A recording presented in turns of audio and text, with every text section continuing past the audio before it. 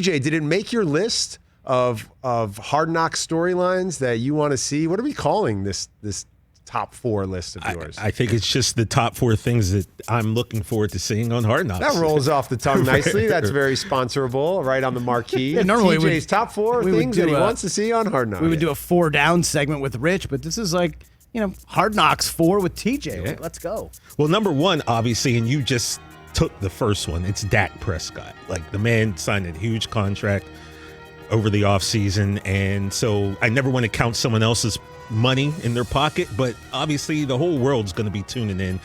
Everyone's going to have an opinion on someone who gets paid that much money, right? So, do you think Dak will be at camp, or they'll have him off on like a satellite, hit like he was for the Hall of Fame? Nah, he'll just be clapping somewhere else, or he'll be there with the team? He's there with the team, Okay. and obviously the thing we want to know is that gruesome ankle injury last season, right? How does he come back from that? It's a mental thing.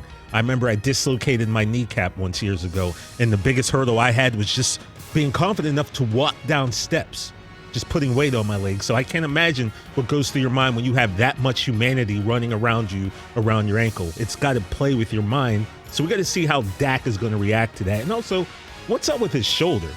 Is it the shoulder? Is it under the shoulder? Can he throw? Will he throw? I don't know, but I'm looking forward to it. That's my number 1 thing. What do you guys have to say about that? For our audience that's watching on Peacock, I just really love that hat that Dak was wearing with the string on the bill. Never seen that before. I think the selection of hats that you're able to have at your disposal as a quarterback when you're sitting on the side says a lot about you.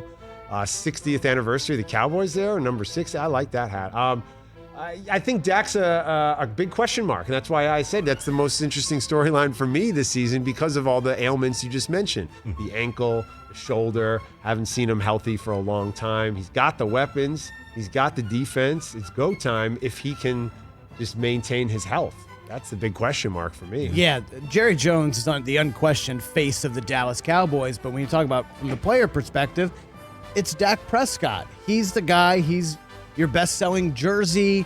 He's the franchise quarterback. He's got to be the best quarterback in the division. He should be the best quarterback in the division. However, when your foot snaps in half and on national television, that's a tough thing to come back from, not just physically but mentally. So Dak needs to be out there. He needs to get hit. But if your shoulder is sore and you don't know what's wrong with it structurally, that's a huge issue. So I'm curious to see how they address that on Hard Knocks tonight. And how the series covers it through the months of August, because I don't know if Dak's really going to play in the preseason. Or how much he's willing to show them or to share in that rehab process or in that injury process. If he is playing his cards close to the chest, or is he really being an open book and letting the audience in? We'll find out. So looking forward to that. Now, the second thing I'm looking forward to, as you know, I come from Central Pennsylvania, and you guys always give me crap about liking more than one college football team. Absolutely. There's 130 D1 teams, folks, so I don't think it's weird that I might root for more than one. But as we all know, Penn State, they're my first love. And so when I think Penn State, I got to think Micah Parsons, number 12 pick in the draft. How is this rookie adapting to the NFL? He looked pretty good against the Steelers in the first game, but you can't really take anything from that Hall of Fame game other than we were just happy to have football back. From everything that I've heard, though, this guy sources. You got sources on the ground. Yeah, you look, man. I don't like to throw my sources on the around. ground canceled on being on our show today. Well, and we'll talk about that later. But yeah, I'm hearing great things about Micah Parsons. The dude's a stud, and I'm hoping that he lives up to expectations. That is the story, or a story, that I'm really looking forward to learning more about as Hard Knocks happens. I think rookies on Hard Knocks just in general are a great storyline. To see the ones who are high profile like Michael, or the ones who are kind of under the radar, who are just trying to make a team, just trying to get a job, just trying to keep their dream of playing pro football alive. It's the first time you're seeing them away from college, out on their own, as air quotes adults. It is strange as you get older to start watching these kinds of shows, and the rookies keep getting younger and younger, and they look like kids out there. I also think a part of this Micah Parsons storyline, guys, he opted out last year. He didn't play college football last year because of COVID. He wanted to get ready and everything, and he wanted to prepare himself for the NFL. So this is the first time he's out on the field in 18 months. First time he's hitting guys. First time he's doing drills and whatnot. So I'm curious what he looks like there. By all accounts, he is going to be a monster. especially with Sean Lee is no longer there, right? So he's filling a big spot there in that Cowboys D, so I'm excited to see him. Yeah, for sure. All right, now, Hard Knocks, we all love Hard Knocks. We're all big fans. And one of the best things about Hard Knocks is third down, yes. Every year we get introduced to a fringe player, right? This is a person who we don't know if this person's going to make the team or not, but throughout the course of the show, they really hype them up, and you start to learn stuff about them. You know, we got some guys like to knit, some guys like to fish, some guys play with crystals.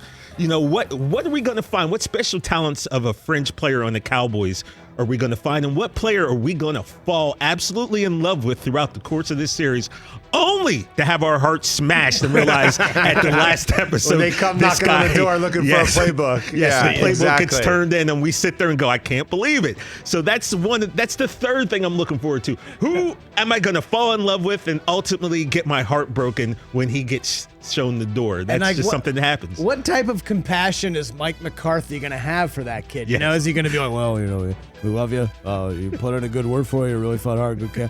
Like, excited for the next opportunity you have in front of you. Like, that's always such an uncomfortable conversation. On the way down I-80. Because you know it's coming. Yeah. And they set it up.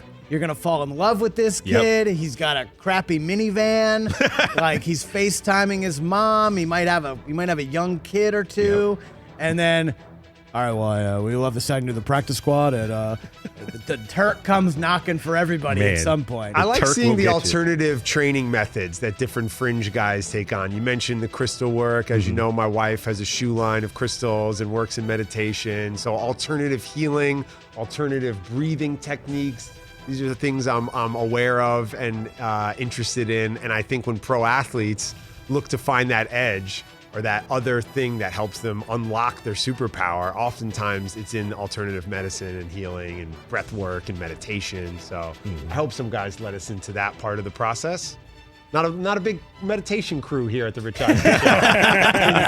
Yeah, not really.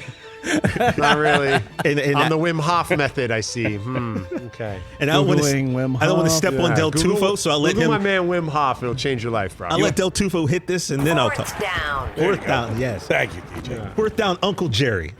Let's be honest. That's the reason that we're here, baby. Uncle Jerry. Now, Jerry on this show once said that he prayed to the Lord above and said, if you let me win a Super Bowl, I'll never ask you for anything. And then he got that, and then 25 years go by, and he prayed to the guy below, the devil. He said, I'll do anything you want just to get me another Super Bowl. So that's what I'm looking forward to see. Is Jerry really about to do anything? Is he going to hand off some GM duties? Like, what are the things he's going to do to assure that he gets to hold that Lombardi trophy one more time? Jerry's it would be great always to have a live look in at Jerry just walking that line between doing anything known to mankind and not handing over and not GM getting duties. a Super Bowl. So we cut on Hard Knocks live to Jerry Jones with a shotgun and a ski mask outside of 7-Eleven. I don't have the patience to jack with you today. He's on the phone. He's like, I really want this Super Bowl. I know this isn't right. And it's Jerry's internal struggle. Jerry ski mask ways with the ransom armed note. robbery. He's on the phone with Saul Goodman. Like, let's just make it happen, man. Takes a nice chunk out of the pie. Takes a nice chunk out of the pie. So Uncle Jerry, man, he's always the story. And people love to say Dallas isn't relevant because we haven't won. Start seeing Polly Walnuts at the press conference. Most valuable franchise. Let me say that one more time because I stuttered. Most valuable franchise in all of sports America. Don't get it twisted. We might not win Super Bowls, but guess what? We live rent-free in your dome. And like I said, we live rent-free in your head. And when you think about, like, who's the face of the Buccaneers? It's Tom Brady right now. Who's the face of the Patriots? It's Bill Belichick. But who's the face of the Cowboys? It's not a player. It's Jerry Jones. He's the face of the Dallas Cowboys. Go. And, like, you know, great for a soundbite. We have fun with our Jerry Jones bites from over the years. I'm excited for this as well. Also, just some other things looking forward to on Hard Knocks. Always, like, the day off. What a guy's doing their off day. Yes, Chris. Yep. Yeah. Like, is it athletes as civilians is one of my favorite things. Yeah. Like dudes at the grocery store wearing all their team issued gear and slides, trying to figure out the price of milk. Like, do they go bowling? That's always fun when they do the bowling. I like when they're assigned sort of menial household tasks, like building a crib. It's like a giant lineman, and he's struggling with the instructions. Hey, you watched all the way to the end. Thanks for that. Watch more right here.